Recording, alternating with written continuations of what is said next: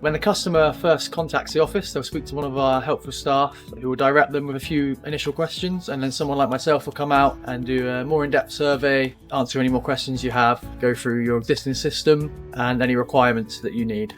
After the initial site survey, we'll come back to the office and run some calculations, which will give us our heat loss required to work out the size of the heat pump and the radiators, and then we'll put that into a proposal and send that off to the customer via email. When you're ready to go ahead with the works, it normally takes around 5 days for a two-man team to install the heat pump and all the relevant radiators and control. During the works, we will keep the property as clean and tidy as possible, and we use dust sheets and floor coverings throughout. At the end of the job, we'll run through the controls with you so you can run the system to its maximum efficiency and capabilities. But if there's ever any doubt, you just need to ring the office and someone will talk you through it or send somebody back out to go over it again. After the installation is complete, it doesn't end there. We offer annual servicing, cover plans, and in the event of a breakdown, we have someone on call 24 hours a day.